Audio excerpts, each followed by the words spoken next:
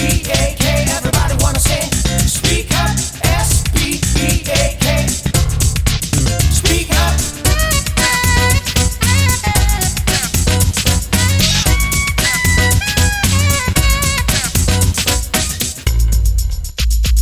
In this issue of Speak Up, Future Shock's special reading, the Anti-SUV campaign, the poetry of Felix Dennis, the Fat is Beautiful movement, Freemasonry, no secret anymore, a successful marriage, are you prepared?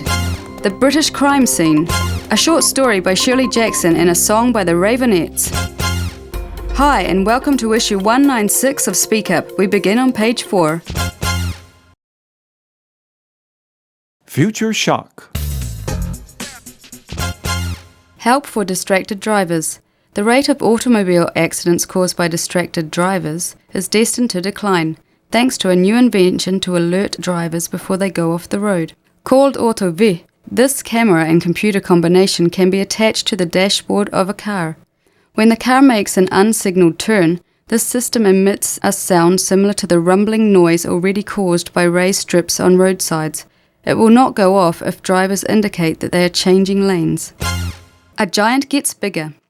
Nintendo's Game Boy Advance may have some pretty hot competition coming up. Before the end of the year, mobile phone giant Nokia plans to expand its horizons with N-Gage, a GSM mobile phone on which you can also play video games stored on tiny memory cards. The cost has yet to be determined, but estimates vary from $100 to $200. For women only, handbag.com.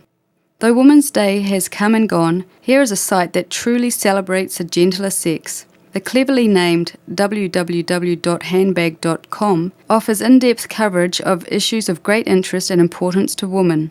There's a career expert, for example, to help you with your job change and an online house price predictor to get you through those messy property issues. But you'll also find some lighter editorial content, like the latest in celebrity gossip, fitness trends and beauty products. Definitely worth a visit.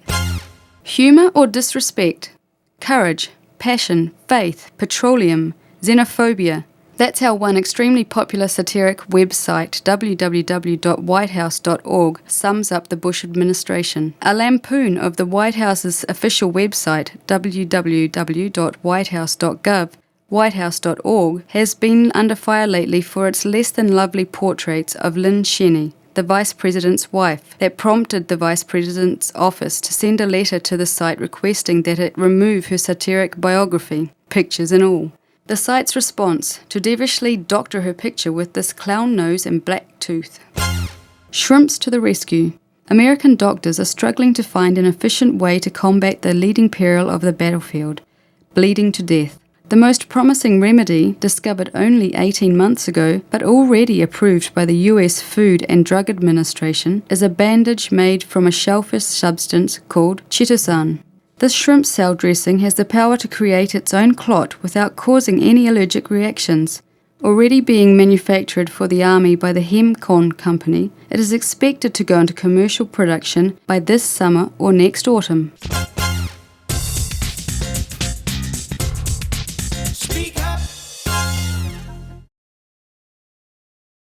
After the Iraq War, ambientalists have a new target: sports utility vehicles. Even if the automobile is one of the most powerful symbols of the American dream, the recent war in Iraq led many people to question the country's dependence on oil. It wasn't the car itself which came under attack from environmentalists so much as some of the more wasteful models. The massive SUV, or sports utility vehicle, which is a truck on wheels rather than a car, is a particular object of hate.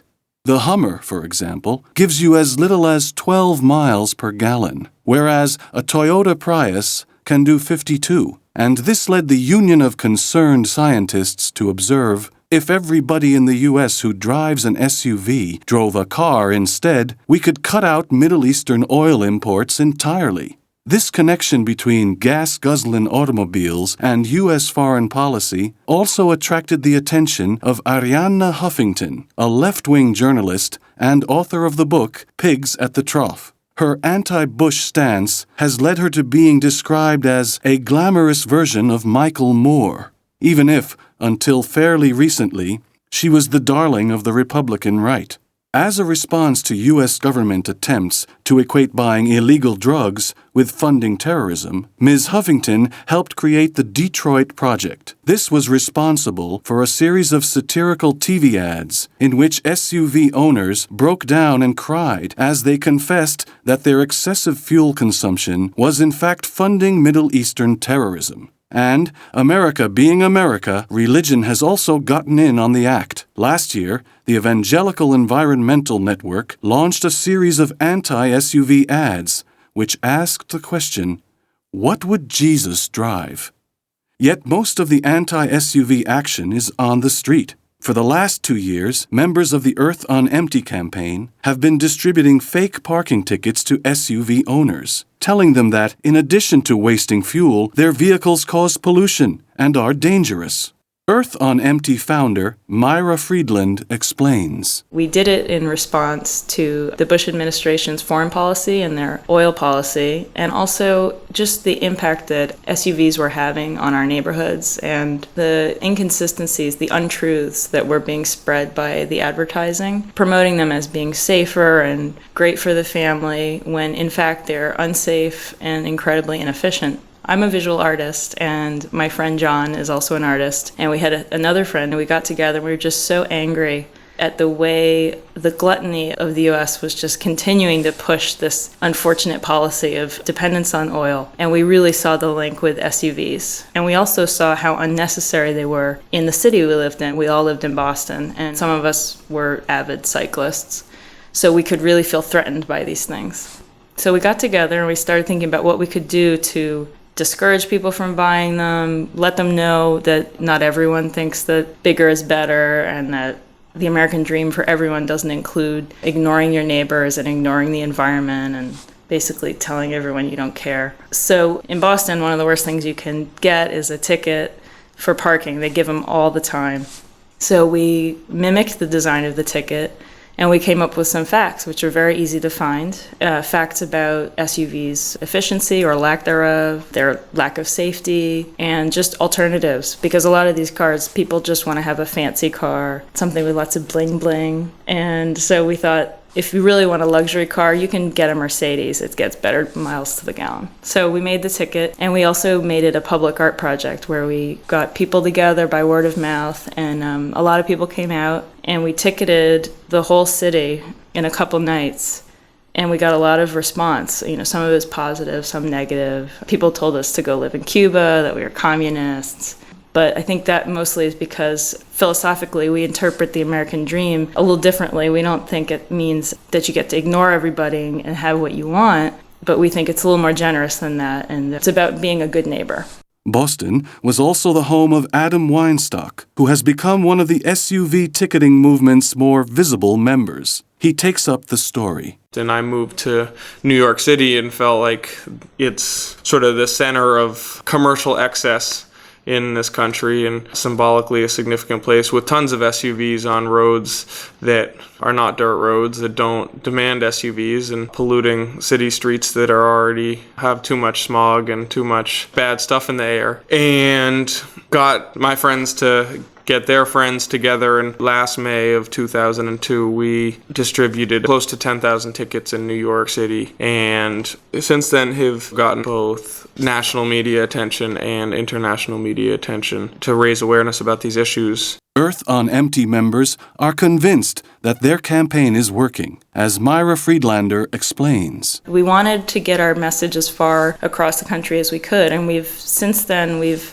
distributed, I think, over 1 million tickets in over 500 cities. But mainly the idea behind the ticket is to raise awareness, let people know that their neighbors don't approve of what they're doing. Kind of like the anti-fur campaign in the 80s, where people really do respond to being shamed. And a lot of people don't like that. We get some email that isn't so appreciative, but we do also get a lot of response from people who agree with us and are happy to see someone speaking out about it. So the more press we get and the more ticketing actions we do, we still do them across the country, I think the more people are thinking about it. And getting those issues into people's minds is our main objective. Speak up. Piers Grimley Evans introduces the work of millionaire and Reformed Party animal Felix Dennis. Here is Passing a School Playground, read by Felix Dennis. It is about the impossibility of forecasting a child's future, a reflection stimulated by observing children playing outside a school. The poem illustrates Dennis's use of language that is sometimes remote from ordinary speech. Passing a school playground. The imps are with the angels behind the netted wall. The squeal of pigtailed glasses. The thump of boot on ball. A bookworm in a corner, the bully on his round, Miss Show-Off in her trainers that cost £100. A murderer's among 'em, a few who'll make it rich. Here's fame and shame in training. But God knows which is which. You will now hear Telling Lies, another poem from his collection read by Felix Dennis.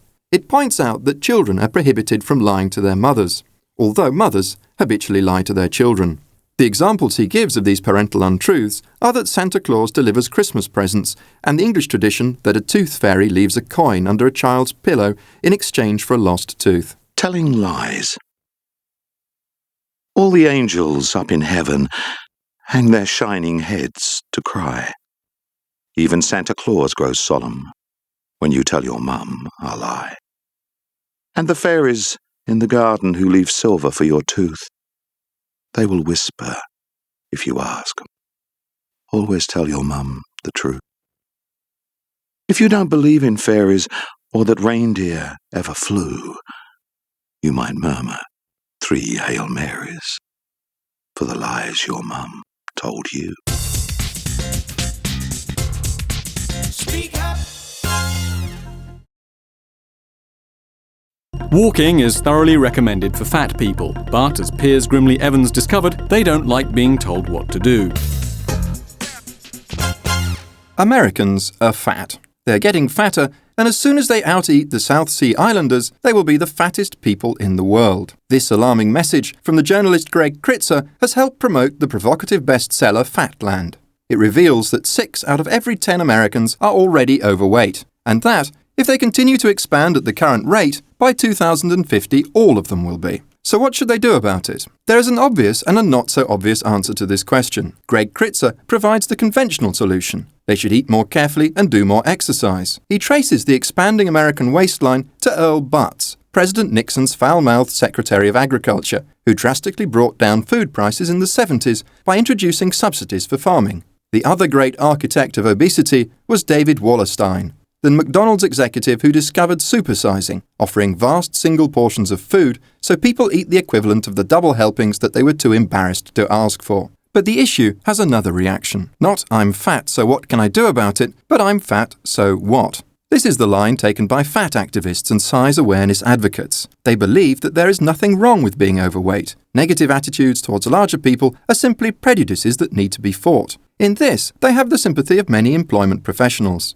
One is Diana Warman from London's Chartered Institute for Personnel and Development. There is some indication that we don't think large people are very glamorous, and even though there are a lot of very glamorous larger people, they have to be very self-assured to continue with the size they are to feel okay. There's a great deal of pressure on us to diet all the time because size is such an issue for us, particularly with young girls, and increasingly now there is evidence that more and more young girls are getting concerned about how big they are and developing eating disorders. A lot of indications are that the way we portray people in the fashion industry set an image in the minds of young girls about what size they should or shouldn't be and so on. And sometimes people in the public eye lose weight and put pressures on younger people who admire them to lose weight and so on. So there's a lot of stuff happening in society about perception and stereotyping, which brings the weight issue right up there to the top of some of the issues which can result in unfair discrimination, if you want to put it that way, and which in actual fact probably have a much larger influence on a much larger proportion of the population than other discrimination issues. But we haven't necessarily taken this on board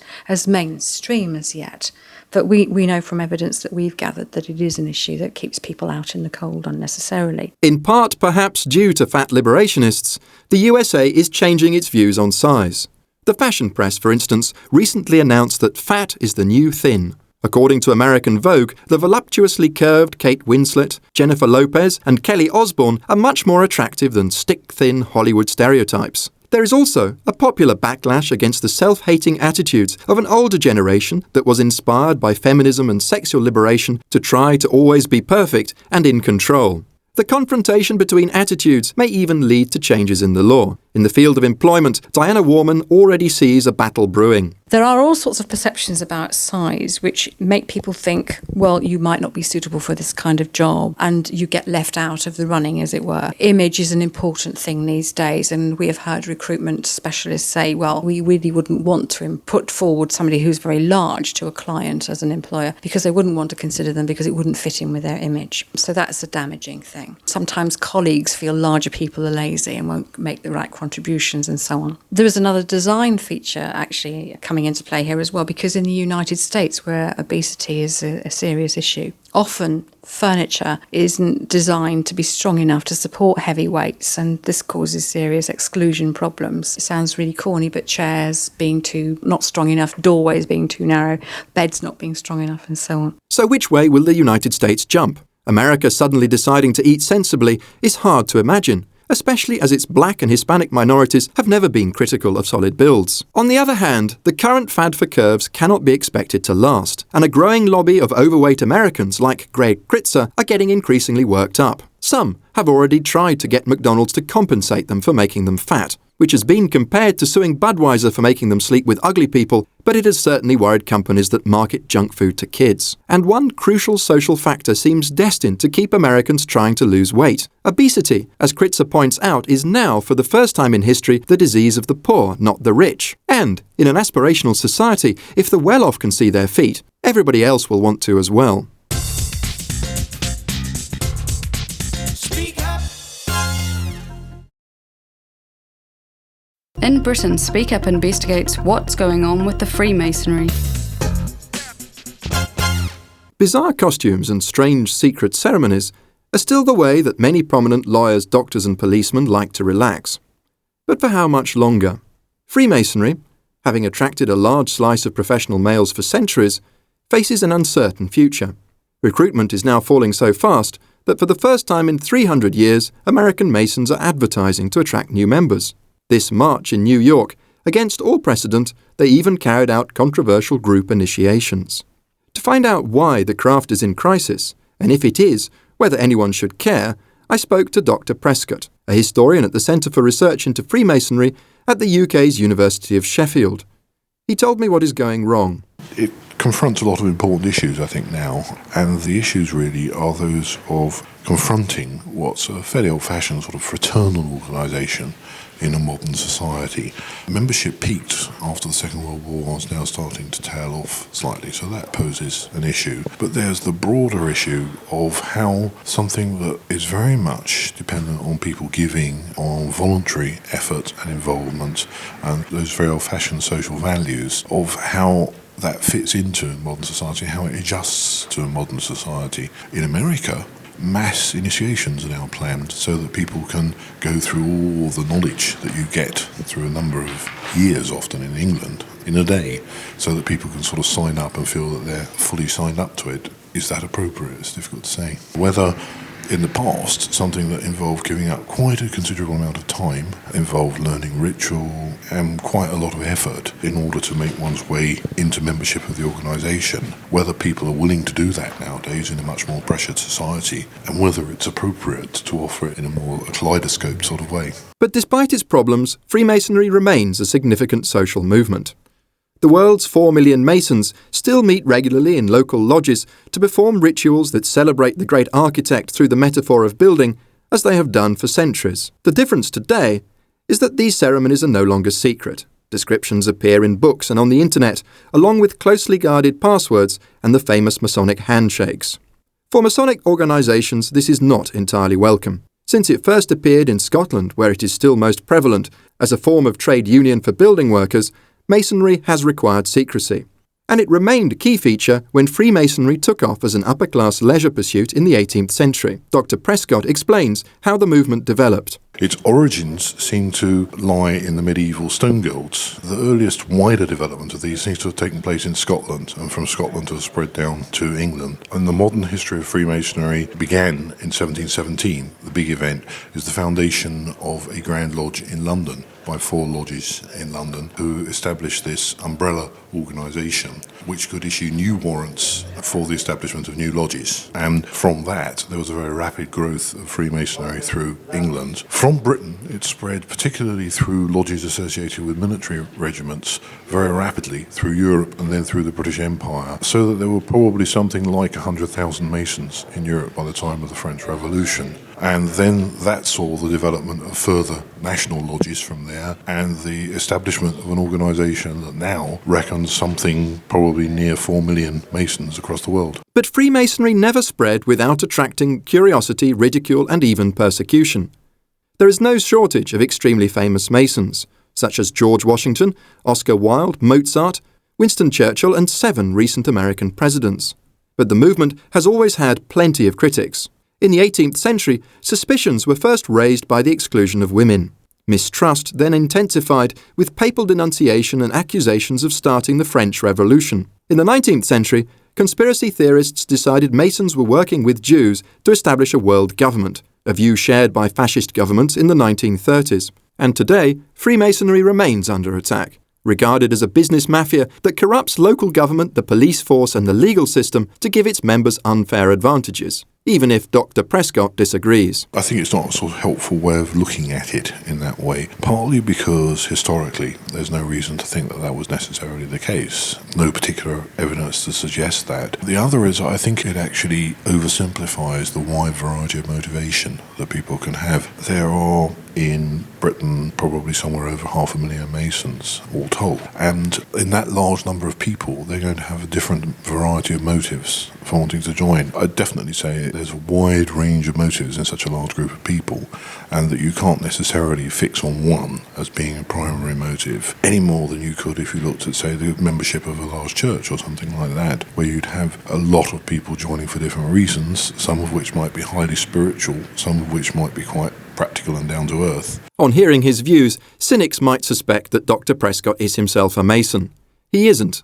On the other hand, as his research is funded by the Grand Lodge, there is room for scepticism. And although the UK and the United States have no equivalent of the scandalous Italian P2 Lodge, Freemasonry is generally regarded with suspicion. But if the movement is indeed dying, it may be missed by victims of partiality and corruption. Now, they will have to find more sophisticated explanations for the world's injustice. Speak up. Happiness in marriage is important. Piers Grimley Evans asks an expert for advice. Marriage is in crisis. Divorce is now so common that single women no longer ask themselves, is this the man I want to spend my life with? But, is this the man I want my children to spend their weekends with? But a professor of psychology at the University of Minnesota claims he has found a way to reduce the rate of marital disintegration. It is a questionnaire for couples who are contemplating marriage, designed to test the areas that will be crucial for their relationship's success. As Ruth Smallacombe, a marriage counsellor in London, explains, love is definitely not all you need. So what really does matter? The falling in love stage, whilst it can be very important, is not necessarily a guarantee of lifelong happiness. The kinds of things that make relationships work are communication, the ability to resolve or at least accommodate differences and conflicts, an awareness of possible problems and differences, for example, how each person's family will have shaped their views and expectations about relationships, tolerance, acceptance, sensitivity, and also, I suppose, recognition that relationships don't stand still, and so that if one person changes, then inevitably the relationship will have to accommodate that change if those two people are going to be together. According to Dr. David Olson, who based the Olson inventory on his own research, most couples think they know each other, but they rarely do. He claims his questionnaires' 165 questions predict, with 85% accuracy, which marriages will end in divorce, and can help others by providing techniques to improve relationships. After taking the questionnaire individually, a couple's responses are analysed by a computer, which characterises their relationship as vitalised, harmonious, traditional, or conflicted, according to the probability of failure. The couple then attends sessions with counselling teams to work on the areas of risk. It seems a very sensible idea, I suggested to Ruth Smallacombe, but it is surely not very pleasant telling a couple that their relationship is doomed. And 15% of the million couples who have taken the questionnaire did indeed cancel their wedding plans. Well, I agree to an extent. On the other hand, with a very high divorce separation rate, and particularly the divorce and separation rate amongst remarried or second married couples, it seems important that we perhaps have a more realistic view of the relationships we're in or we're going to get in. I think the other thing to say is that the falling in love stage scientifically has been proved not to last longer than somewhere between 6 months and 2 years, I think. If you're lucky, the relationships go through stages, and it's something that probably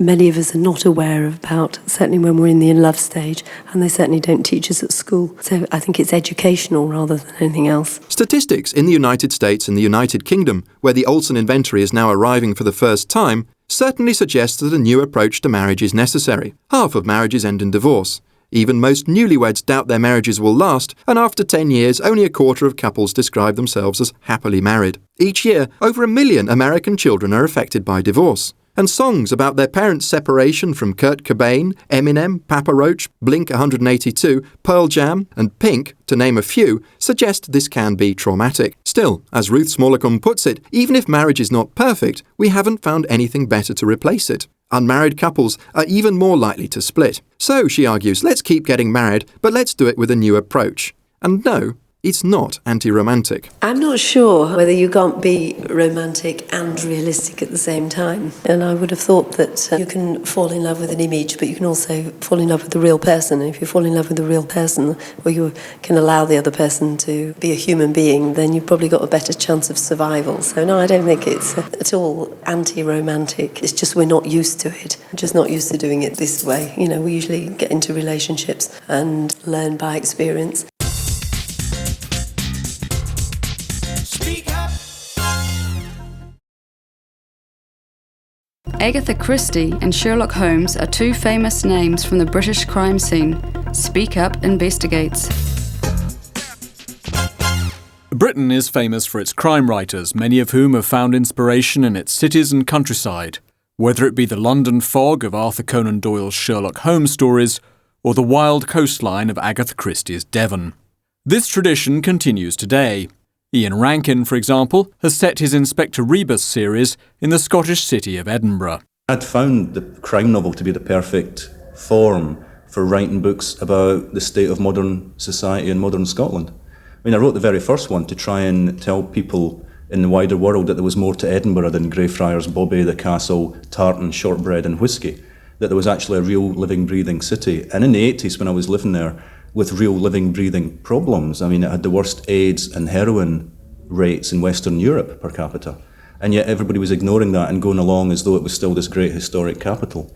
And I found it a fascinating place. It's the city of Jekyll and Hyde. I mean, Dr. Jekyll and Mr. Hyde really sums up Edinburgh. Jekyll and Hyde is based on a real character called Deacon Brodie, who was around in Edinburgh in the late 18th century, and who by day was a gentleman of the town and by night was a burglar who used to break into people's homes, hit them over the head and steal their stuff. So he became the template for Jekyll and Hyde. And that really, I thought, summed up Edinburgh. You know, this kind of beautiful centre, which is kind of perfect World Heritage site, surrounded by all these problem estates that everybody was desperately trying to ignore. And in starting to write to explain Edinburgh to myself, I thought maybe I'd be explaining it to the outside world. And the books have just kind of spread out so that now I'm trying to explain Scotland to myself and to the outside world. Whether it's the oil industry or the effect of the new parliament. In each book there's some aspect of Scotland, and hopefully when the series is complete, the jigsaw will be complete and we'll have almost a historical document what Scotland was like at the end of the 20th and the beginning of the 21st century. From Edinburgh we head south to England and more specifically Oxford. In literary terms, this city of dreaming spires is best known for its children's books, such as Lewis Carroll's Alice in Wonderland, Kenneth Grahame's Wind in the Willows, and C.S. Lewis's Narnia stories. Yet its most famous living writer is Colin Dexter, who has made it the setting for his Inspector Morse series, which has also been a hit on television. Dexter was asked about the importance of Oxford as a location. Well, I doubt very much that Morse would have been the undoubted success it has been if it had been filmed in Rotherham or Oldham or wherever, because Oxford's a very beautiful place. And so people say, oh, well, I can't follow the story, it's too wretchedly complex, but I love looking at the architecture and the buildings, the feel of the place, the different localities. I think there's a very big factor. People get a curious pleasure out of reading or seeing a place they know. And so many people come to Oxford that you've got a vast audience of people who've been here at least once, from all over the place. And so it's been a huge factor, yeah. In fact, it's almost become an extra as a character. It's a wonderful place, really, to land in. There are not many more beautiful cities than Oxford, if the sun shines. From Oxford, the logical move is to head in an easterly direction towards its rival Cambridge. This is what future crime writer P.D. James did. She was born in Oxford, but moved to Cambridge when she was 11. As she explains, it was to provide the gateway to the bleak East Anglia landscape. In later years, the Suffolk coastline would also provide solace for her creation, Scotland Yard detective Adam Dalgleish. I think it's because of having those formative years at Cambridge that I'm so intrigued by East Anglia. We weren't a rich family, so when we had holidays, of course in those days one didn't go abroad anyway. We're talking now about 70 years ago, but we didn't go and stay in hotels. My father had a big bell tent which he bought from the army after the First World War, and this would be set up usually on the cliffs at Pakefield south of Lowestoft. So I got to know that coast and it became a great love of mine. And this has continued, and it's less egregiously beautiful, obviously, than is the West Country, and particularly, I think, Dorset, which is a county I love. But I'm just so fond of it and feel at home in it and have a house in it at Southwold. I think it's the great skies, really, and the sea. I love the sea. I love being by the sea. And this is what I think of as real sea, in the sense it's not been so tamed as much of the coast has been, the North Sea. And the marshes, the birds, the emptiness, the churches, which are particularly magnificent. And although it isn't all that remote, how can it be? It's only about 2 hours really from London.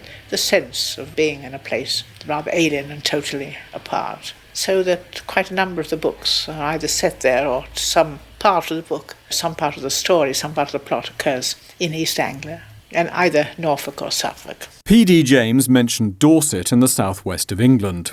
This was the county of Thomas Hardy, but it also has a particular fascination for contemporary writer Minette Walters, author of The Scold's Bridle and The Breaker.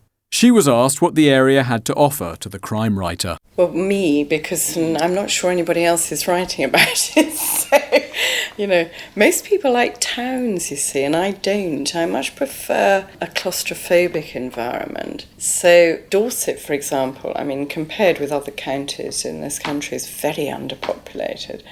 And the Isle of Purbeck, which is the Breaker's background, that I wanted for the sea, because I wanted to sort of set it off the coast so that this body could come in and lie on this totally isolated beach. I've sailed into that place and it fascinates me every time. If there were a body on the beach, how on earth do you get at it? And how would it have got there? But I think, in a way, what the West Country would always offer, me in particular, is this idea that any habitation will only be a small one. Dorchester, which is the nearest town, is probably only about 30,000 people. And that's the county town of Dorset. It's supposed to be the biggest town in Dorset, but it's minute. Bournemouth is also in Dorset, or just on the Dorset-Hampshire boundaries. That is bigger, but it's nowhere near the size of Southampton. So you're looking at much, much smaller communities where people tend to know each other, but maybe not know each other very well, which is what I always like to try and explore, is this idea that people think they know somebody, but they don't really. Speak up. We conclude this issue in Vermont. Maura Shea reads Shirley Jackson's The Lottery, a short story which caused no end of controversy when it was first published in 1948. The morning of June 27th was clear and sunny, with the fresh warmth of a full summer day. The flowers were blossoming profusely, and the grass was richly green.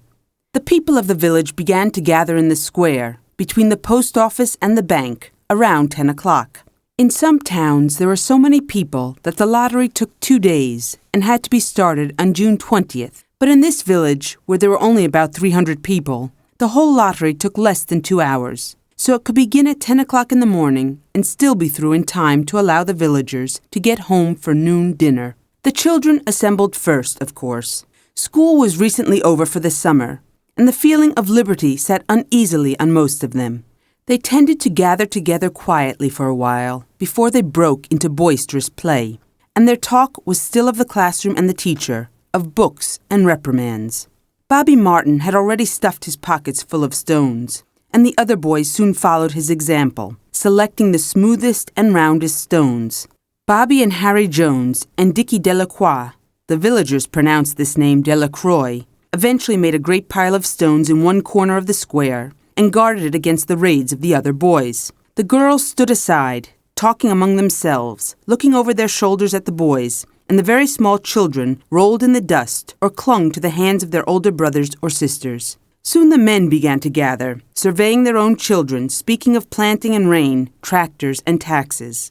They stood together, away from the pile of stones in the corner, and their jokes were quiet, and they smiled rather than laughed.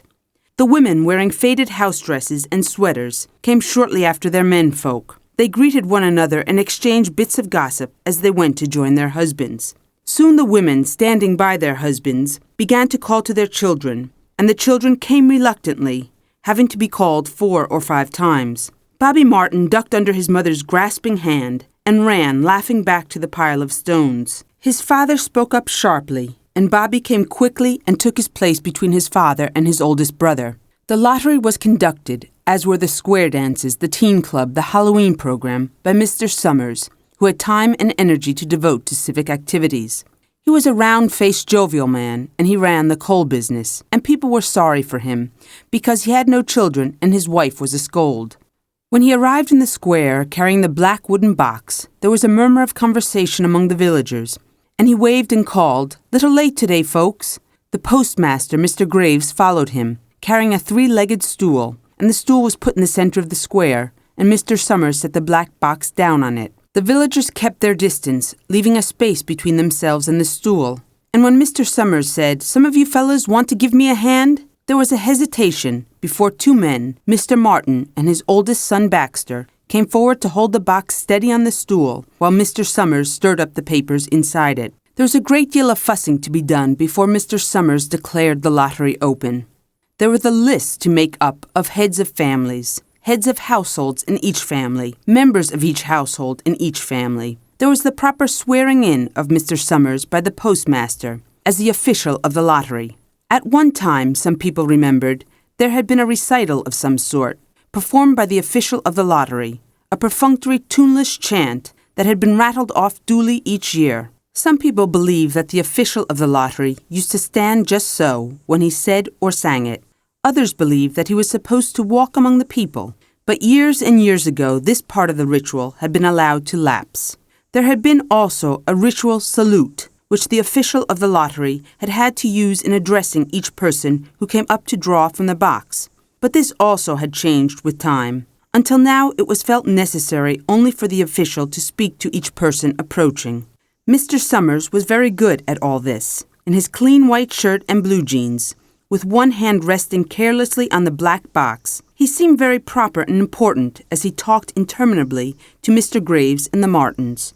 Just as Mr. Summers finally left off talking and turned to the assembled villagers, Mrs. Hutchinson came hurriedly along the path to the square, her sweater thrown over her shoulders, and slid into place in the back of the crowd. "Clean forgot what day it was," she said to Mrs. Delacroix, who stood next to her, and they both laughed softly. "Thought my old man was out back stacking wood," Mrs. Hutchinson went on, "and then I looked out the window, and the kids was gone. And then I remembered it was the 27th and came a-running.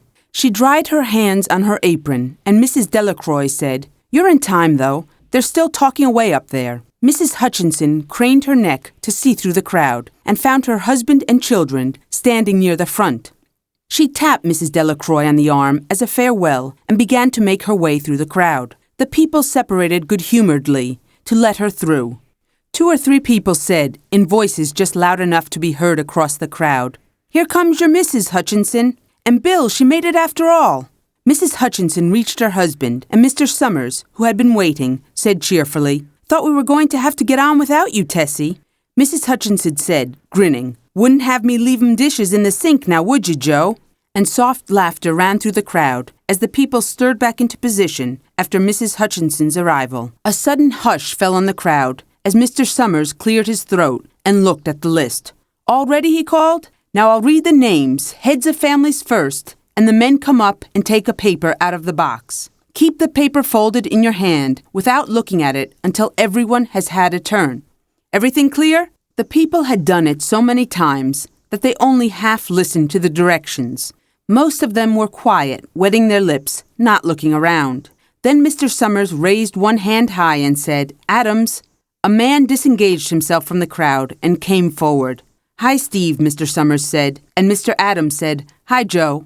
They grinned at one another humorlessly and nervously.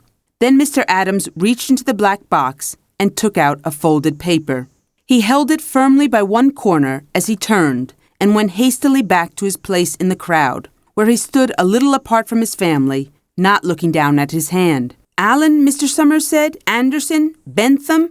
Seems like there's no time at all between lotteries anymore," Mrs. Delacroix said to Mrs. Graves in the back row. "Seems like we got through with the last one only last week." "Time sure goes fast," Mrs. Graves said. "Clark? Delacroix? There goes my old man," Mrs. Delacroix said. She held her breath while her husband went forward. "Dunbar?" Mr. Summers said, and Mrs. Dunbar went steadily to the box, while one of the women said, "Go on, Janie," and another said, "There she goes." "Where next?" Mrs. Graves said. She watched while Mr. Graves came around from the side of the box, greeted Mr. Summers gravely, and selected a slip of paper from the box. By now, all through the crowd, there were men holding the small folded papers in their large hand, turning them over and over nervously. Mrs. Dunbar and her 2 sons stood together, Mrs. Dunbar holding the slip of paper. "Harbert? Hutchinson? Get up there, Bill," Mrs. Hutchinson said, and the people near her laughed. "Jones? Martin?" And Bobby Martin watched his father go forward. "Overdyke? Percy? I wish they'd hurry," Mrs. Dunbar said to her older son. "I wish they'd hurry. They're almost through," her son said. "You get ready to run tell Dad," Mrs. Dunbar said. Mr. Summers called his own name and then stepped forward precisely and selected a slip from the box. Then he called, "Warner?" 77th year I've been in the lottery," Old Man Warner said as he went through the crowd. 77th time. "Watson?" The tall boy came awkwardly through the crowd. Someone said, "Don't be nervous, Jack," and Mr. Summers said, "Take your time, son." "Zanini?" After that there was a long pause, a breathless pause, until Mr. Summers, holding a slip of paper in the air, said, "All right, fellows." For a minute no one moved, and then all the slips of paper were opened. Suddenly, all the women began to speak at once, saying, "Who is it? Who's got it? Is it the Dunbars? Is it the Watsons?" Then the voices began to say, "It's Hutchinson. It's Bill. Bill Hutchinson's got it." "Go tell your father," Mrs. Dunbar said to her older son. People began to look around to see the Hutchinsons. Bill Hutchinson was standing quiet, staring down at the paper in his hand. Suddenly Tessie Hutchinson shouted to Mr. Summers, "You didn't give him time enough to take any paper he wanted. I saw you. It wasn't fair." "Be a good sport, Tessie," Mrs. Delacroix called, and Mrs. Graves said, "All of us took the same chance." "Shut up, Tessie," Bill Hutchinson said. "Well, everyone," Mr. Summers said. "That was done pretty fast, and now we've got to be hurrying a little more to get done in time."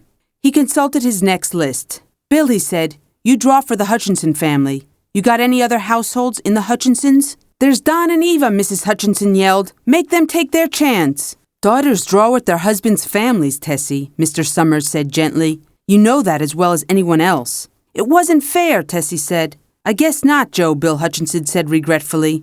"My daughter draws with her husband's family. That's only fair, and I've got no other family except the kids." Then as far as drawing for families is concerned, it's you, Mr. Summers said in explanation. And as far as drawing for households is concerned, that's you too, right? Right, Bill Hutchinson said. How many kids, Bill? Mr. Summers asked formally. 3, Bill Hutchinson said. There's Bill Jr. and Nancy and little Dave and Tessie and me. All right then, Mr. Summers said. Harry, you got their tickets back? Mr. Graves nodded and held up the slips of paper. Put them in the box then, Mr. Summers directed. Take Bill's and put it in. I think we ought to start over, Mrs. Hutchinson said, as quietly as she could. I tell you it wasn't fair. You didn't give him time enough to choose. Everybody saw that. Mr. Graves had selected the 5 slips and put them in the box, and he dropped all the papers but those onto the ground, where the breeze caught them and lifted them off. Listen, everybody, Mrs. Hutchinson was saying to the people around her. Ready, Bill? Mr. Summers asked, and Bill Hutchinson, with one quick glance around at his wife and children, nodded. Remember, Mr. Summers said, take the slips and keep them folded until each person has taken one. Harry, you help little Dave. Mr. Graves took the hand of the little boy, who came willingly with him up to the box. Take a paper out of the box, Davy, Mr. Summers said. Davy put his hand into the box and laughed. Take just one paper, Mr. Summers said. Harry, you hold it for him. Mr. Graves took the child's hand and removed the folded paper from the tight fist and held it while little Dave stood next to him and looked up at him wonderingly. Nancy next, Mr. Summers said. Nancy was 12, and her school friends breathed heavily as she went forward switching her skirt and took a slip daintily from the box. Bill Jr., Mr. Summers said, and Bill, his face red and his feet over large, near knocked the box over as he got a paper out. Tessie, Mr. Summers said. She hesitated for a minute, looking around defiantly, and then set her lips and went up to the box. She snatched a paper out and held it behind her. Bill, Mr. Summers said, and Bill Hutchinson reached into the box and felt around, bringing his hand out at last with a slip of paper in it.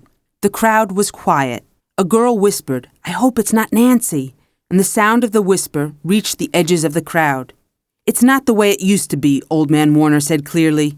People ain't the way they used to be. All right, Mr. Summers said. Open the papers. Harry, you open little Dave's. Mr. Graves opened the slip of paper, and there was a general sigh through the crowd as he held it up and everyone could see that it was blank. Nancy and Bill Jr. opened theirs at the same time, and both beamed and laughed, turning around to the crowd and holding their slips of paper above their heads. Tessie, Mr. Summers said. There was a pause, and then Mr. Summers looked at Bill Hutchinson, and Bill unfolded his paper and showed it. It was blank. It's Tessie, Mr. Summers said, and his voice was hushed. Show us her paper, Bill. Bill Hutchinson went over to his wife and forced the slip of paper out of her hand. It had a black spot on it, the black spot Mr. Summers had made the night before with the heavy pencil in the coal company office. Bill Hutchinson held it up, and there was a stir in the crowd. All right, folks, Mr. Summers said. Let's finish quickly. Although the villagers had forgotten the ritual and lost the original black box, they still remembered to use stones. The pile of stones the boys had made earlier was ready. There were stones on the ground with the blowing scraps of paper that had come out of the box. Delacroix selected a stone so large she had to pick it up with both hands and turned to Mrs. Dunbar. Come on, she said, hurry up. Mrs. Dunbar had small stones in both hands, and she said, gasping for breath, I can't run at all. You'll have to go ahead, and I'll catch up with you. The children had stones already, and someone gave little Davy Hutchinson a few pebbles. Tessie Hutchinson was in the center of a cleared space by now, and she held her hands out desperately as the villagers moved in on her. It isn't fair, she said. A stone hit her on the side of the head. Old Man Warner was saying, come on, everyone. Steve Adams was in the front of the crowd of villagers, with Mrs. Graves beside him. It isn't fair, it isn't right, Mrs. Hutchinson screamed. And then they were upon her. Speak up. Now we leave you with the Ravenettes and That Great Love Sound.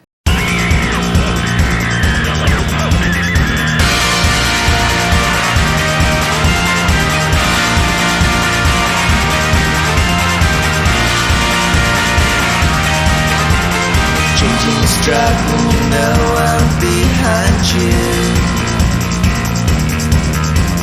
Changing your ways 'cause you don't know what to do. I only wanna tell you how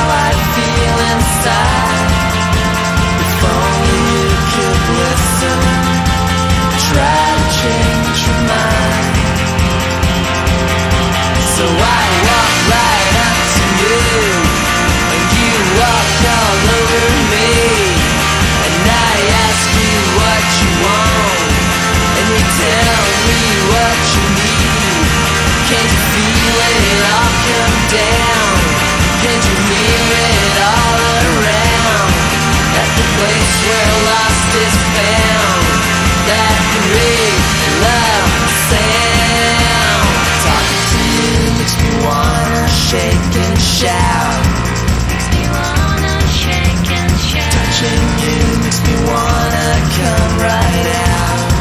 Makes me wanna come right out. You could never want me the same way I want you. I'm love tornado struck.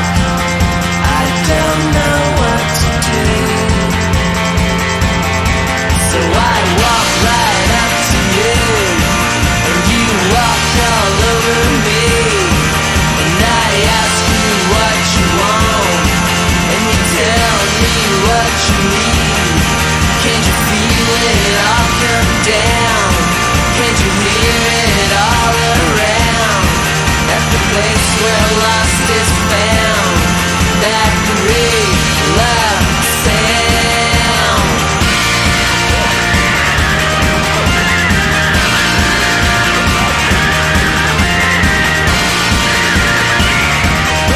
So I walk right up to you, and you walk all over me.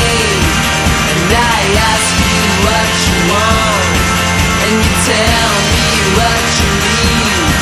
Can you feel it all come down? Can you hear it all around? At the place where lost is found. That great love sound. Can you feel it all come down? Can't you hear it all around? At the place where lost is found. That great love sound.